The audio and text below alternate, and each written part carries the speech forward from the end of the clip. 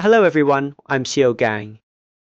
Okay, now we are going to implement this combo attack functionality. Think about how you would execute this combo attack.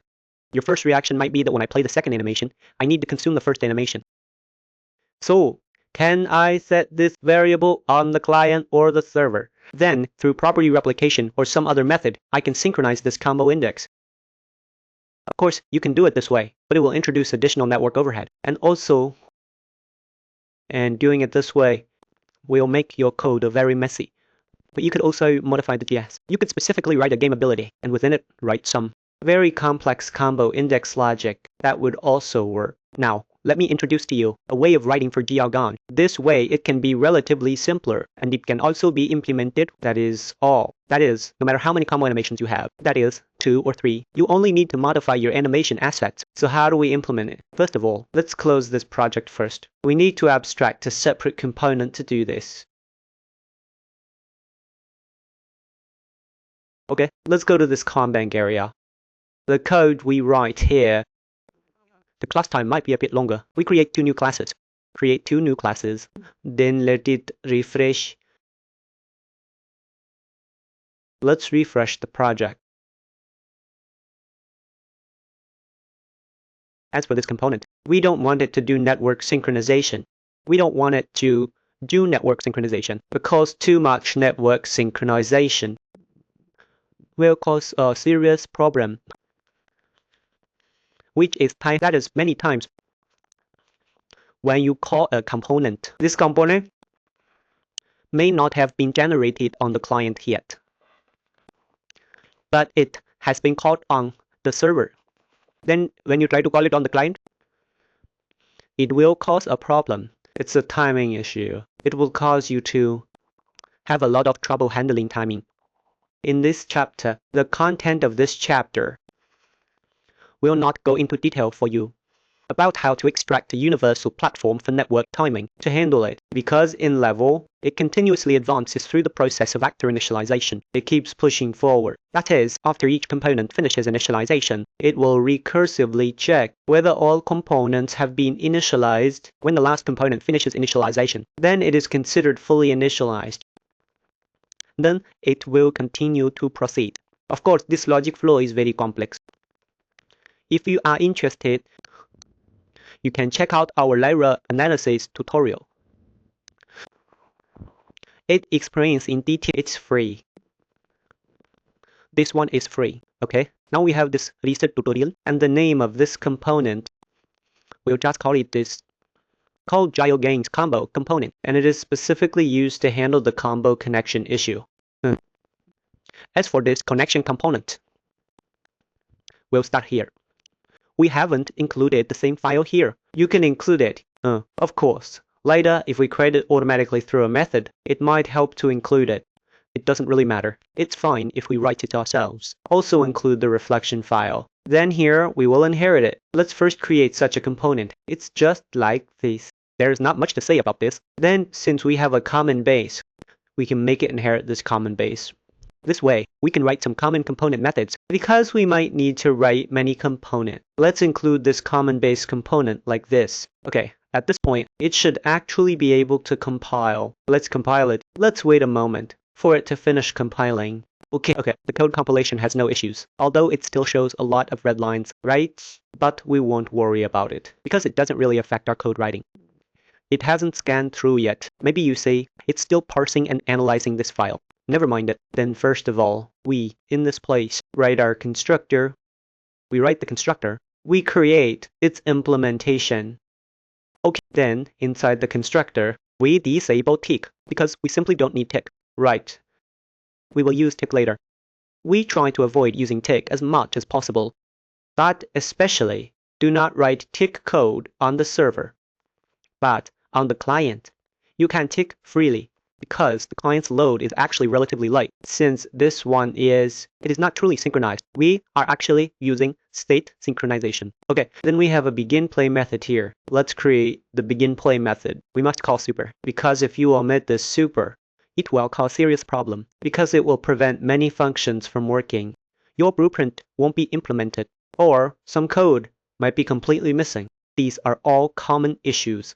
Then here, we will prepare a montage. Because for our multiplayer setup, we will only use, you don't need to change the animation for this. Because we'll use our current approach first. That is, it's just that the animation performance is different. Our damage detection and judgment and the logic for applying it are all the same, right? Of course, you can make it more detailed. That is, different combos can have 2-stage damage, 3-stage damage. These are all very simple. But first, write it according to my method. Then, let's prepare a pointer here. Let it point to the previously played montage. Because this is mainly because sometimes we may need to interrupt this montage, and we don't really want to.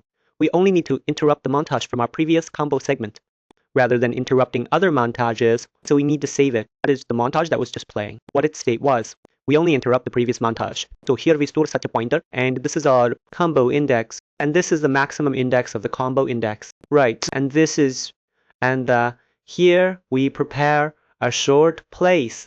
This means whether the situation of multiple clicks has been stored. Okay, after writing it like this, we need to prepare several methods. So first of all, we can perform some actions in begin play, because during begin play, we need to remove our maximum combo index. We need to have at least this one animation. At least one animation is required. You can check this here. That is, if there is no animation, we can make it crash or something. Because no animation means you haven't configured this at all. So this value should be greater than 0. This is a very serious situation. Okay? The part might not look good to everyone. I'll turn it off here. Then turn it back on and take a look. See if it can recover. Because it's fine now. It just might not be able to, right? It's a bit better now, and the best way is actually to, I'll pause here, repaint it, okay? After we repaint it, that's fine. Now, let's write some methods. First, if you use this place, then we definitely need to create some methods to interact with this place. Protected body, obviously this sit place is for when we press, right? And then here, sit place is equivalent to restoring it to its original state. These three methods are all quite simple, consistent with our standard development. Set, get thinking, just handle it like this. After RASport, we don't need to pass parameters either, right? Then we'll just return here. Whether there is currently a pressed, okay, so the pressed variable is handled. Then we'll handle the same thing. We definitely need to get our current combo index right. So we just need to return the combo index here. That's it. And here we definitely need to get the current. That is, we are about to normally our next segment that we are going to play montage. So for this montage, actually we just need to retrieve it because we need to store it here. Since the next thing you execute, we need to store. That way when we use it next time, we will know what the previous one was. This idea is just like the idea of calculating time. So here we return the montage we will use next. This montage. Because we will use it next. So it will become the previous one. This place is a bit bad, but you need to understand, that is to say, this place thinks like this. You can use a different way that you can understand to comprehend it. Then this is to get our previous, the montage that was being used previously. Then we prepare two more methods to plan our online index. Okay, that is to say, when you program a lot, you mainly look at your implementation approach. Don't get fixated on the details. Only when you are debugging do you look at the details. Most of the time, you just need to look at one approach. So for reset, just set it to 0. For updating, we increment it. And if it exceeds our maximum, we set it back to 0 point. As for the other components like this, they are all quite simple. You'll see, there aren't many lines of code, only 76 lines. That's just about 1/1 of the code volume. And it can achieve such a magic connection function right here. After we have this connection, let's just instantiate it, right? Because we don't have it yet. We just defined it. Then in character base, we will do this.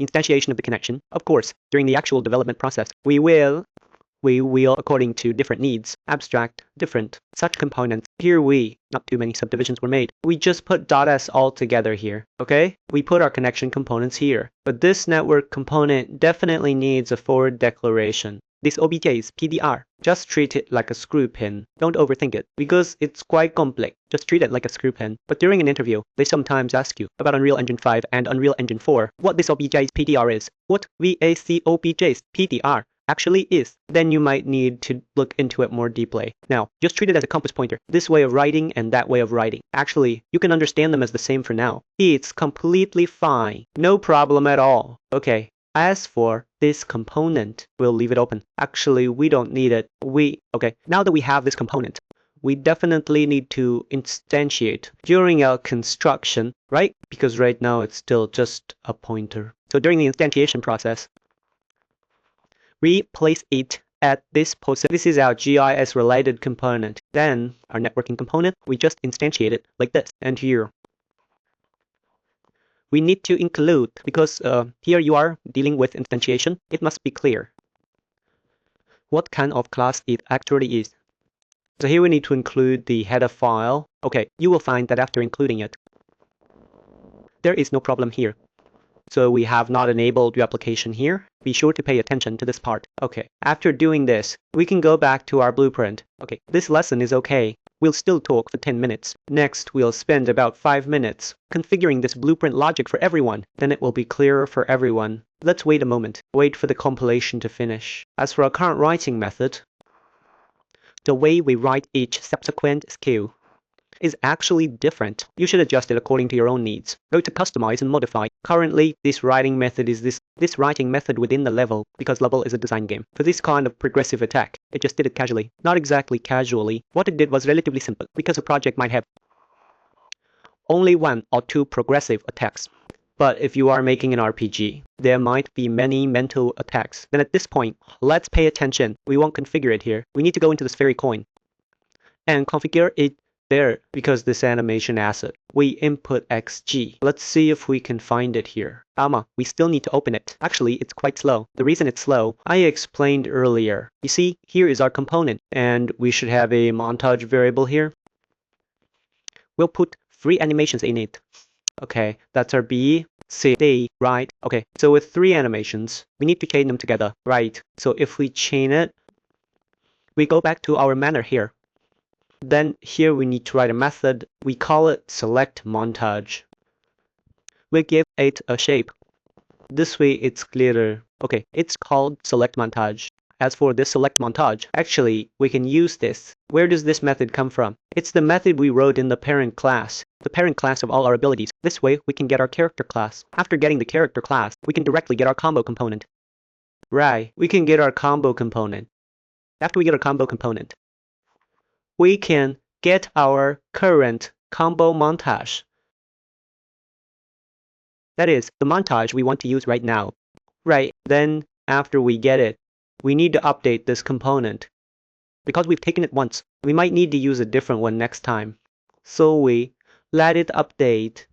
Okay, as for this montage, we need to set it up. Because after the setup, you see here,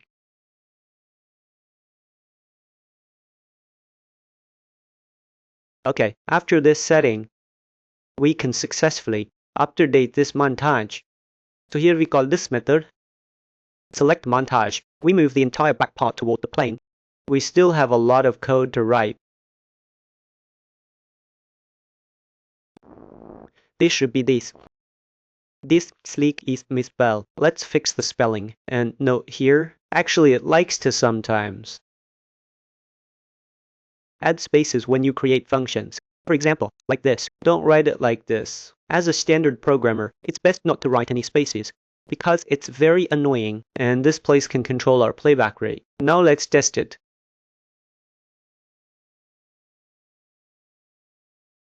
You can see, right? But we are definitely not very satisfied with this effect. because you'll notice that the recovery after each segment is actually quite obvious.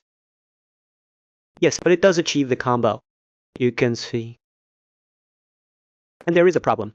Now that you've implemented the combo, you will find, right, that no matter how long it's been, your combo counts can still be continued.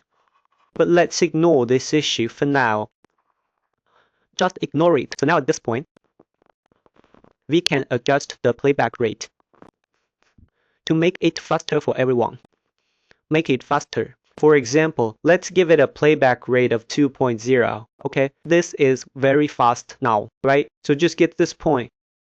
And actually, this, you're definitely not satisfied because we'll adjust it back first. Because it actually is. We can see it doesn't have the traditional combo. This feeling of startup and recovery frames. So can we make some changes, make some optimizations? You can see, because you will notice, it's always this kind of 1, 2, 3 feeding. It doesn't even reset. And each of its attack segments has particularly heavy recovery frames. So we need to add the 2 animation notifiers to do it. So obviously, the first notifiers, the reset combo, that is when the animation ends, we reset the entire state. The other one is the detection point for the second attack. We want our second attack. For example, here I have an animation. We can follow this montage. I want the detection point for the second attack to be earlier. You can see we pause. I want it after the rotation. If there is a second attack, trigger the second attack at this position instead of at the front, instead of having to wait such a long time at the back. If it does not trigger the second blue attack, then at this node we need to reset this combo. So how do we do these two things? Okay, then in the next episode, we can tell you how to do this.